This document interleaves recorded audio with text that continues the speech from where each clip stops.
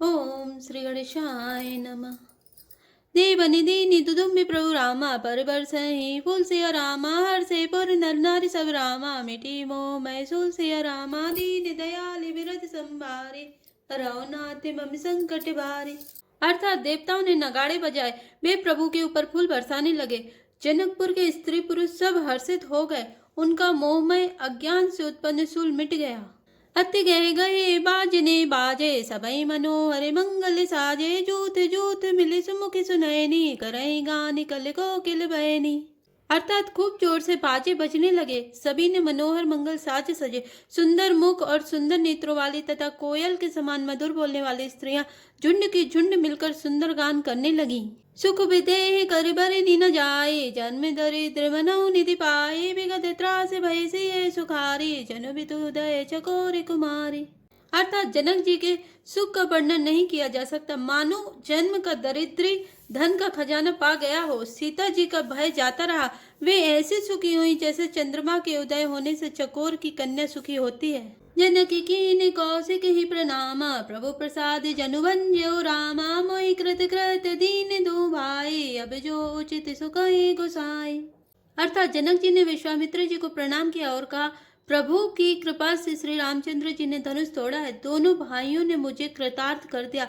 हे स्वामी, अब जो उचित हो सो कहिए। के मुनि सुनु नरे नाथ प्रवीणा रहा विबाहु चापे आदीना टूटती धनु भयो विबाहु सुर नरे नागे विदित सभी गाहु।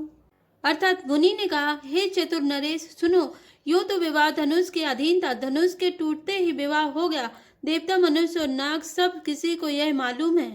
तदपि जाय तुम करो अबे रामा जथा वंश व्यवहार सिया रामा पूजी विप्र कुल व्रत गुरु रामा वेद विदित आचार सिया रामा दीन दयाल विरत संभारे रघुनाथ मम संकट भारे।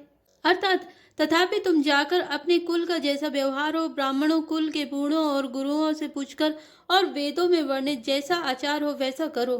दूते अवधपुर पट बहु जाए आने नृप दशरथ ही बुलाए मुदित राव कहीं भले ही कृपाला पटे दूत बोले ते काला। अर्थात जाकर अयोध्या को दूत भेजो जो राजा दशरथ को बुला लावे। राजा ने प्रसन्न होकर कहा, हे कृपालु, बहुत अच्छा, और उसी समय दूतों को बुलाकर भेज दिया।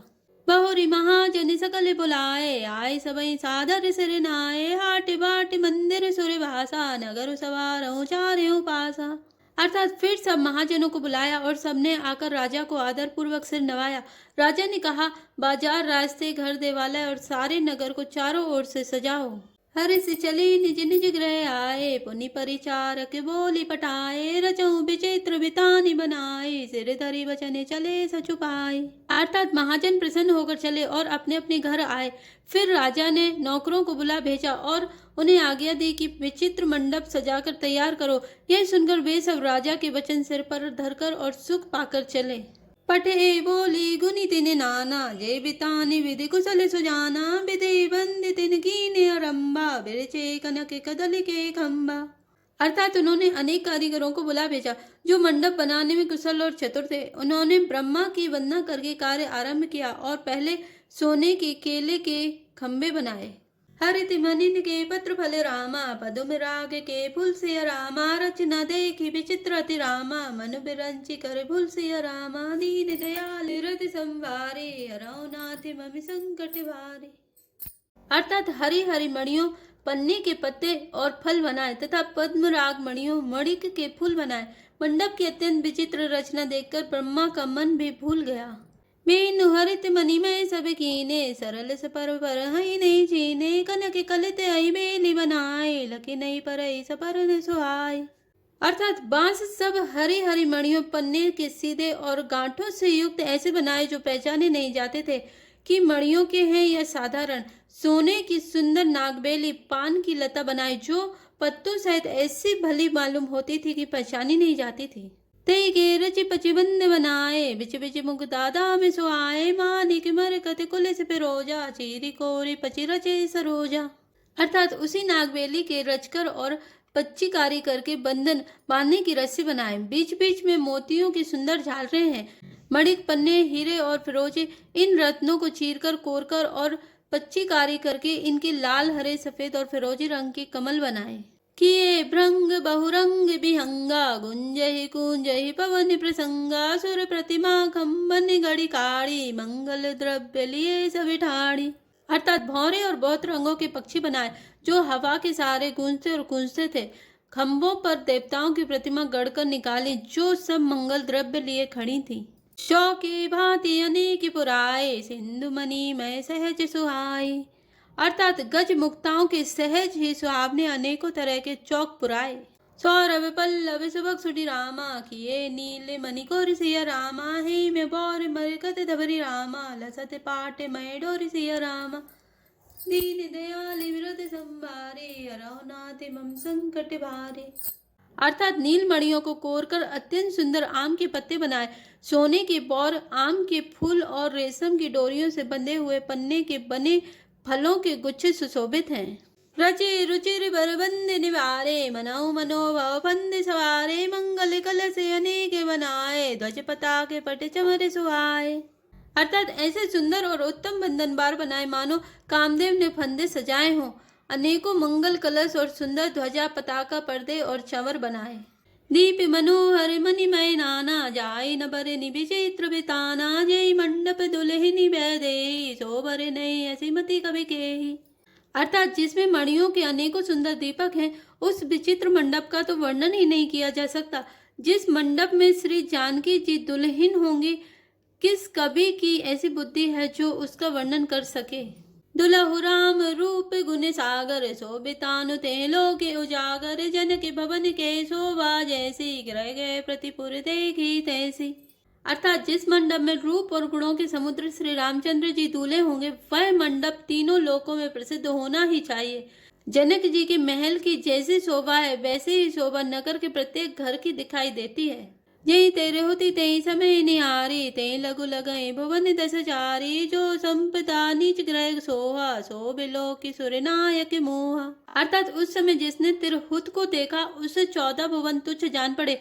जनकपुर में नीच के घर भी उस समय जो संपदा सुशोभित थे, उसे देखकर इंद्र भी मोहित हो जाता था। बसई नगर जय लच करी रामा, कपट नारी बरवे सुसिया रामा, ते पुर के शोभा कहत रामा, सकुचय सारद से सुसिया रामा। दीन दयाल विरुद्ध संभारे, हरौ नाथ मम संकट भारे। अर्थात जिस नगर में साक्षात लक्ष्मी जी कपट से स्त्री का सुंदर वेश बनाकर बसती हैं, उस पुर की शोभा को वर्णन करने में सरस्वती और शेष भी सकुचाते हैं। पहुँचे दूत रामपुर पावन, हर से नगर बिलो की सुहावन, भूप द्वार तिन खबरी जनाई, दशरथ ने सुनी लिए बुलाई।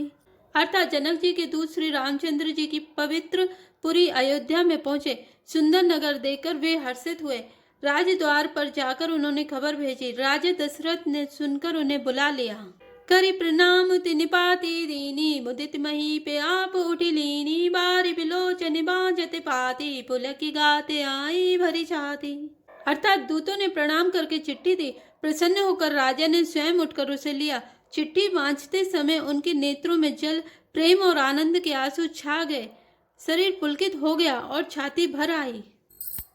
राम लखन उर कर भर चीठी, रही गए कहते न खाटी मीठी, पूरी दरी धीरे पत्र का बाची, हर्षी सभा बात सुनी साची। अर्थात हृदय में राम और लक्ष्मण है, हाथ में सुंदर चिट्ठी है। राजा उसे हाथ में लिए ही रह गए, खट्टी मीठी कुछ भी ना कह सके। फिर धीरज धरकर उन्होंने पत्रिका पढ़ी।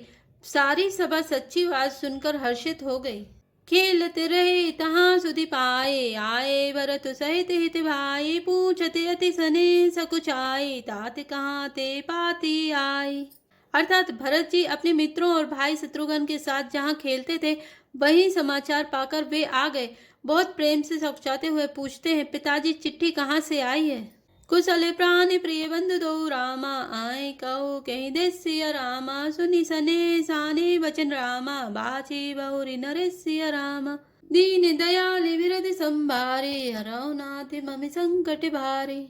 अर्थात हमारे प्राणों से प्यारे दोनों भाई कहिए सकुशल तो हैं, और वे किस देश में हैं। स्नेह से सने ये वचन सुनकर राजा ने फिर से चिट्ठी पढ़ी। जय श्री राम, जय जय हनुमान।